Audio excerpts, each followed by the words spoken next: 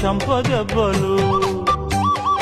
అబ్బా అదేం కాదు వెర్రి నాయనా, ఏమీ అర్థం కాదేమయ్యా నీకు ఎట్టా చెప్పినా.